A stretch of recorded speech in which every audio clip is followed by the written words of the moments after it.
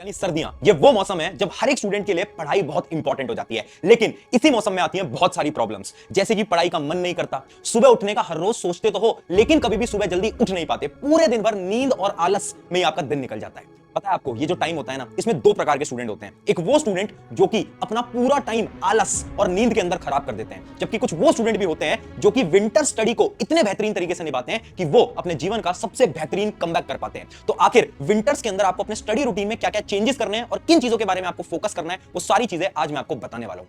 Hi everyone, मैं हूं आप सभी का अपना प्रशांत भैया, और आज की जो वीडियो है सबसे ज्यादा इंपॉर्टेंट रहने वाली है आप सभी के लिए। पता है क्यों? क्योंकि अब बचा है आपके एग्जाम में बहुत कम टाइम, और ये टाइम आ चुका है विंटर्स का। अब विंटर्स के टाइम में ना आप बहुत सारी प्रॉब्लम्स को फेस कर रहे होंगे, जैसे कि सबसे बड़ी प्रॉब्लम यहां पर लिखी है, सुबह उठ नहीं पाते। आपको पता है कि आपके एग्जाम्स पास हैं, सुबह उठ के आपको पढ़ाई करनी तो है, लेकिन आप अलार्म भी लगाते हो, बट अलार्म बजेगा भी, आपकी नींद नहीं खुल पाएगी। क्यों? क्योंकि सर्दियों के अंदर ना आलस बहुत बड़ी प्रॉब्लम है। इसका सोल्यूशन क्या है उसके बारे में बात करेंगे। अगली प्रॉब्लम, आलस बहुत आता है। गर्मियों में यानी समर्स में इतना आलस नहीं आता, लेकिन सर्दियों में पूरा का पूरा दिन आलस में निकल जाता है, कुछ करने का मन ही नहीं करता, बार बार डिस्ट्रैक्टेड हो जाते हो ना, इसका भी सोल्यूशन बताऊंगा। अगली प्रॉब्लम, डिस्ट्रैक्शन। ये बहुत बड़ी चीज है। वैसे तो ये प्रॉब्लम समर्स में भी होती है, लेकिन ये प्रॉब्लम विंटर्स के अंदर बहुत ज्यादा इंक्रीज हो जाती है। और लास्ट प्रॉब्लम, नॉट प्रोडक्टिव। आपको पता ही नहीं चलता कि आपका पूरा का पूरा दिन कब निकल जाता है। यही है ना। इन चारों प्रॉब्लम का सलूशन है कुछ 5 स्टेप। यानी आज मैं आपको बताऊंगा 5 ऐसे स्टेप्स जिसकी मदद से आपका जो विंटर्स का स्टडी शेड्यूल है ना, ये एकदम सुधर जाएगा। अब इन पांचों स्टेप को बड़े ध्यान से समझना। सबसे पहला आता है स्टेप नंबर 1, जो कि है विंटर टेस्ट। देखो, पहली चीज है ना कि तुम्हें एक माइंडसेट बनाना पड़ेगा। तुम्हें मानना पड़ेगा कि अब सर्दियां आ चुकी है, विंटर ना तुम्हारा टेस्ट ले रहा है।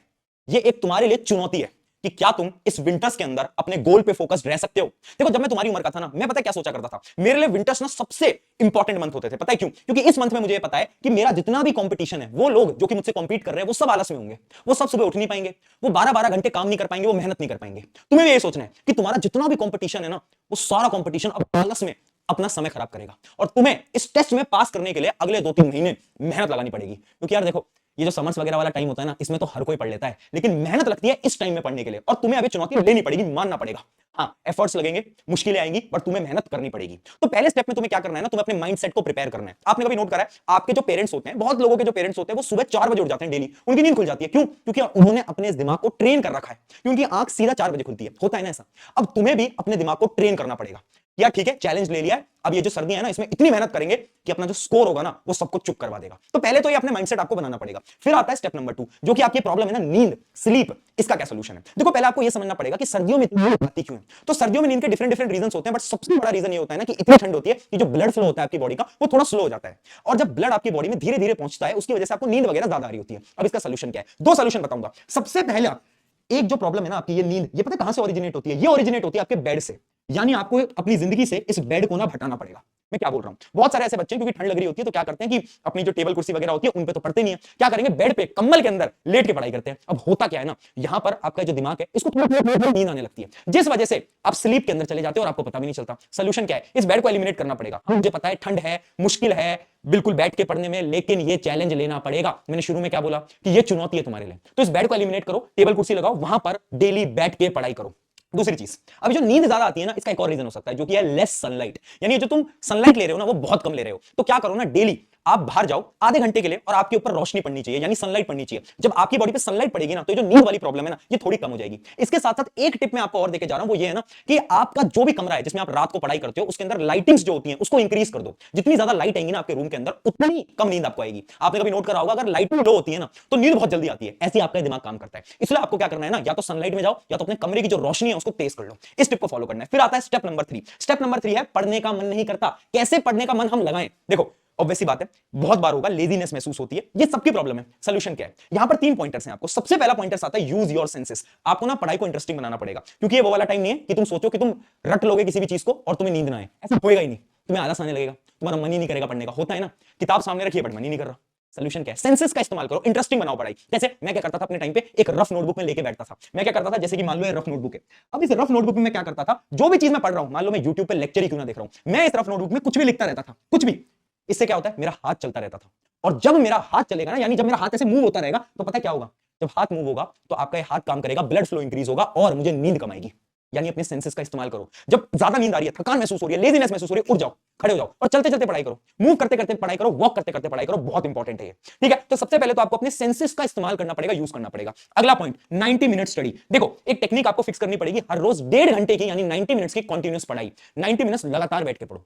उतनी सिटिंग तो होनी चाहिए कि तुम 1.5 घंटे लगातार पढ़ पाओ। अब चाहे उसमें तुम वन शॉट वीडियो देख रहे हो, चाहे तुम सैंपल पेपर सॉल्व कर रहे हो, सैंपल पेपर भी आपको ऑलरेडी मैंने दे रखे हैं, डिस्क्रिप्शन में मैं लिंक भी दे दूंगा। आप जो भी कर रहे हो 1.5 घंटे कंटिन्यूअसली। अब वो टाइम नहीं है कि तुम सोचो कि चलो 40 मिनट पढ़ लेते हैं, 30 मिनट पढ़ लेते हैं, 50 मिनट पढ़ लेते हैं, वो टाइम गया, एग्जाम पास आ गए। 1.5 घंटे का कंटिन्यूअस सेशन पढ़ाई का तुम्हारा होना चाहिए, ठीक है, क्योंकि हमारा एग्जाम जो होगा वो 2-3 घंटे का होगा, तो उसके लिए हमें प्रिपेयर रहना चाहिए अभी से। तो 1.5 घंटे का कंटिन्यूअस पढ़ाई का आपको सेशन आज से ही बनाना चाहिए। और लास्ट चीज, बाइनोरियल बीट। देखो बहुत बार ऐसा होगा कि तुम्हारा मन ही नहीं कर रहा, फोकस ही नहीं लग रहा, तो उसका क्या सोल्यूशन है, ये पर्सनली मैं भी फॉलो करता हूं। जब मेरे काम पे फोकस नहीं लगता ना, यूट्यूब पे आप जाओगे, बाइनोरियल बीट करके आप सर्च करोगे तो कुछ म्यूजिक आते हैं, उस म्यूजिक को बस ईयरफोन लगाया, उसको सुन लिया आपने, 10-15 मिनट सुन लिया, 5 मिनट सुन लिया, उससे क्या होता है ना, आपका जो फोकस है ना वो अचानक से इंक्रीज होने लगता है। अब पढ़ाई की तरफ थोड़ा डाइवर्ट होने लगते हो, काम के प्रति डाइवर्ट होने लगते हो। ये मैं खुद फॉलो करता हूं, इसलिए मैं बता रहा हूं बाइनोरियल बीट। आप जाके यूट्यूब पे सर्च करोगे, आपको मिल जाएगा। तो ये 3 चीजें जिससे कि आपका पढ़ने का मन कर पाएगा। अगला जो पॉइंट है वो बहुत इंपॉर्टेंट है, पता है क्यों? क्योंकि 90% लोग सर्दियों में कम पानी पीते हैं। गर्मियों में तो हमें प्यास लगती है, बट सर्दियों में हमें प्यास नहीं लगती, जिसकी वजह से अगर आपने नोट कराओ, आपका जो वाटर इनटेक है वो बहुत कम हो जाता है। ये प्रॉब्लम तो बहुत छोटी लग रही है ना, बट ये प्रॉब्लम उतनी छोटी है नहीं जितनी तुम्हें लग रही है। क्योंकि जब आप पानी नहीं पीते ना,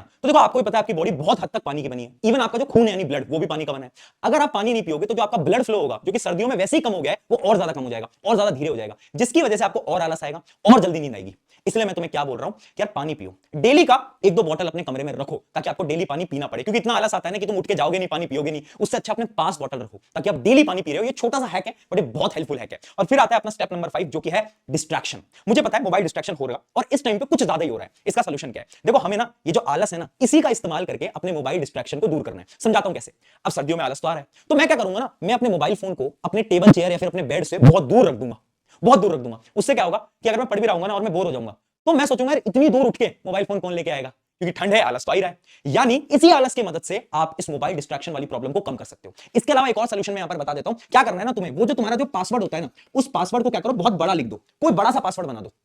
तो जब भी आप मोबाइल फोन अनलॉक करने जाओगे ना, तो आपको टाइम लगेगा, आपको आलस आएगा, और उस आलस की वजह से आप बार बार मोबाइल फोन को अनलॉक नहीं करोगे।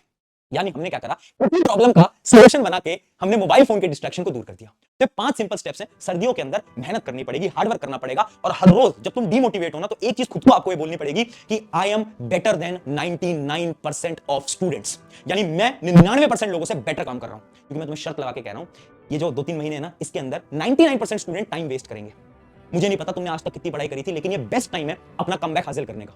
अभी तक कुछ भी नहीं पढ़ा था ना, तो तुम कमबैक कर लोगे। क्यों? क्योंकि टाइम ही ऐसा है, तुम्हारा कंपटीशन सो रहा है, तुम्हें जागना है, मेहनत करनी है। हाँ, उस मेहनत के लिए थोड़े एफर्ट्स लगाने पड़ेंगे, बट मुझे पता है तुम उतने एफर्ट लगाओगे। जाओ, इन 5 स्टेप को याद रखना और अपने विंटर्स के अंदर